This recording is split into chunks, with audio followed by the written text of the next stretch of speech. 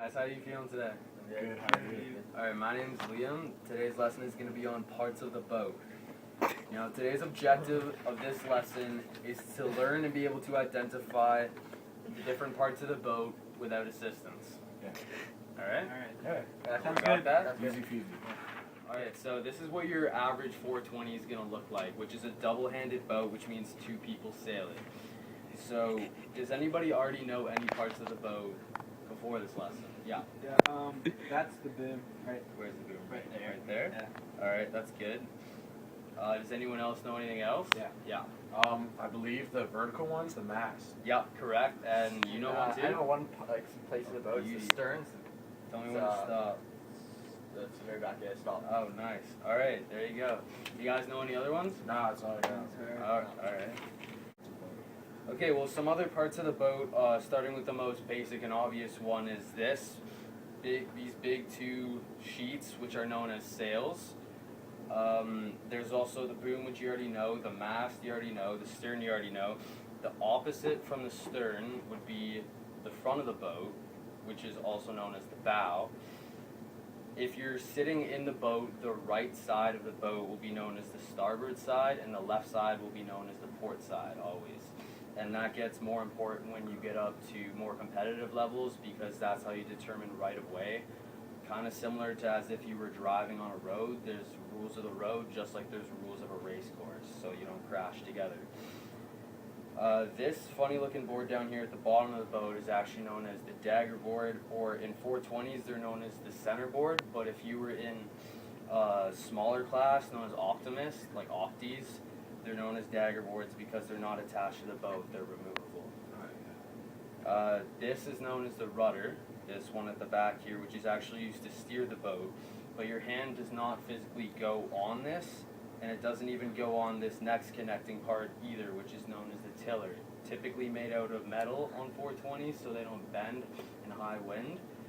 And attaching to the tiller, which attaches to the rudder, so attaching to the tiller is another little rod that's allowed to spin on a little gel thing, so it's easily maneuverable, and that's what you actually hold, and that's what you push away from you and pull towards you to actually steer the boat right or left, or towards the wind or away from the wind, also known as heading up or bearing off. So you guys already know that the fiberglass portion of the boat, with the front part known as the bow and the back half known as the stern, you know there has to be a name for the whole thing in itself.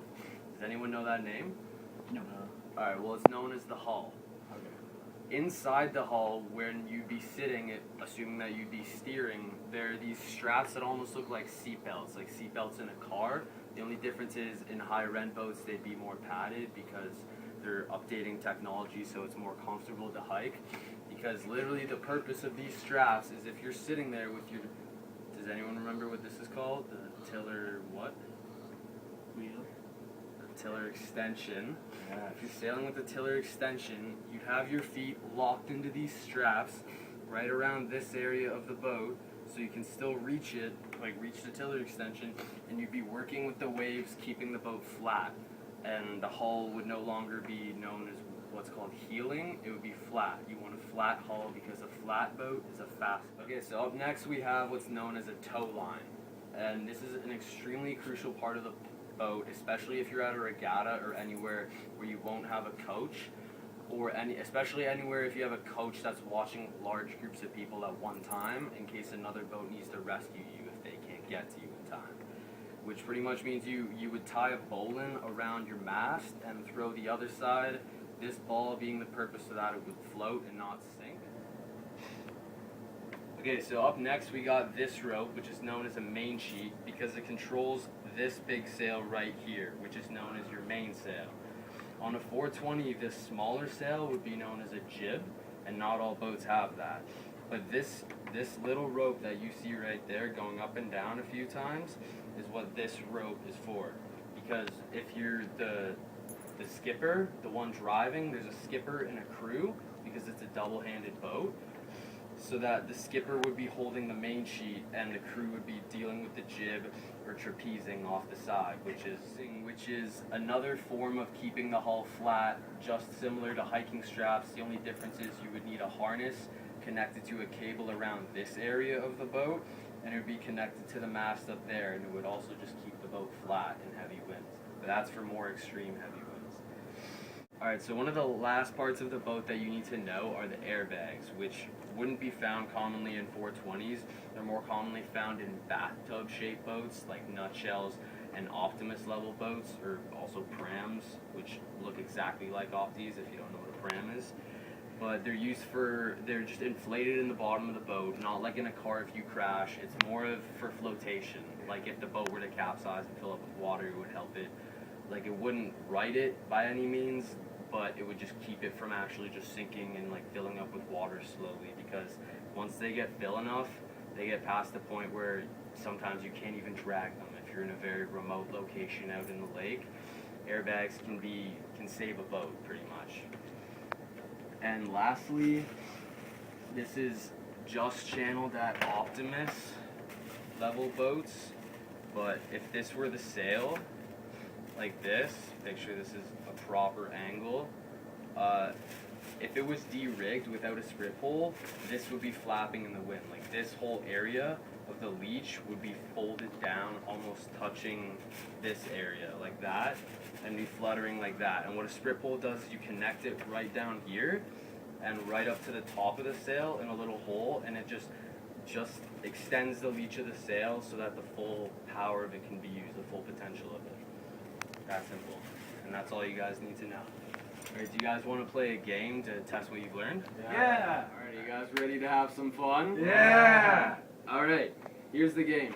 I'm gonna point to parts of the boat or ask you questions verbally, or whatever it is that I ask you. You raise your hand, I pick you. If you get it right, you get a piece of candy. We're gonna keep tally. I'll give you that at the end of the game. If not, then the other person has a chance to steal. Alright? Yeah. And we're gonna do one for every part of the boat that I taught you in the discussion we just had. Sound good? Yeah. Alright, let's get started. We're gonna start with an easy one. Who can tell me what this sheet of paper would be called? Yes. The sail. Attaboy. He's got one. Yeah. You guys better catch up. Okay, next. You can tell me what that is right there. Alright, saw him first. The rudder. There you go. One for him. Okay, next, let's get the words. How about that one? Anyone? Oh, yeah, I saw you For first. the flag post? No. You. Daggerboard. Attaboy. That's 2, that's 1, that's 0. Okay. Next, what would be connected to that? The one that you do not hold. Yes. The tiller. There you go. 3, 1, 0. What's the part you actually hold if you're steering the boat? Oh, wow, there's no fire. The extension. Tiller extension. So good at this game. Forward reader. Okay. Let's break it back down to the fundamentals. Does anyone know what the back of the boat is called? You were definitely Stern. first. Stern. Does anyone know what the front of the boat is called? You. Bow. Alright, so that's 3, 2, 1. Getting close. We're running out of parts of the boat. Okay. Can anyone tell me what the full outer part of the boat would be called? It's made out of fiberglass. You were first. The hull. Boy. Hull. Okay, here's a scenario for you. You're on a race course. You need to figure out where the wind's coming from. Where's the first place you look if you've already checked the other places? You're first again. The wind indicator, which is either at the top or the middle high height of the mast. He's gonna say that. Okay. We also have what would I do if I was sitting in the hull of the boat, also known as the cockpit? What would I put across my feet and lean out? What would those be called? Yes. Hiking Yeah. straps. Hiking straps. There you go. And the actual action is also called hiking. That's an easy way to remember. Okay. Next question. The score right now is 4, 2, 1. This is for all marbles, or candy if you will. What would the bag at the bottom of the cockpit be called if the boat were to flip? Wow, that is close. Let's give him a chance. He's farthest behind. Airbags. Airbags. There you go. Next part of the boat is this rope. And can anyone tell me what this rope would be called if it was located in the middle of the boat while you're sailing? The skipper would be holding it with on the engine's right hand with this tiller extension in the left, Oh, yeah. and it controls the main sail. Yeah. Yeah. Main sheet. Attaboy. Yeah. He's pulling ahead, so 5-2-1. You guys gotta catch up. I think there's only 3 left. Nerd. Okay, you're sailing in the boat. In terms of right away, what would the left side of the boat be called? You were first. Port. Port. And what would the right side be called? Starboard! Correct. And last 2 points of the game. What would this rope be called? The yellow one. What would this rope be called if it was attached to your mast and then thrown into another boat? Go on. Yes. Last question is this. On an opti, de-rigged, the sail would look like this. What is the pole called that's used to extend the leach of the sail to make it tight to use the full potential of it? Yes. The sprint pole. Yes. Alright, there you go. He wins this game 6. You finished off with 3 points, and you finished off with 2 points. Congratulations. It was Was fun. it good? Yeah. Good. I won. Alright, now to finish off the lesson, we're just going to do a quick recap of what you've learned. I'm just going to point to the part of the boat or say something quickly, and you're just going to fire out the answer because it's already in your head. You just got to get it confirmed, get it down. Alright, what's this one called? Sail. Alright, this one. Boom. Attaboy. This one. Mast. Nice. What's the whole outer portion of the, like the fiberglass section of the boat? What's that called? A hull. Nice. What's this called? That's the dagger board. Dagger board. Alright, next. Part right there that you hold. Oh, the tiller extension. Alright. Correct. What's this one? I think it's the rudder. Nice. The one that you don't hold but is connected to the rudder itself. That's the tiller.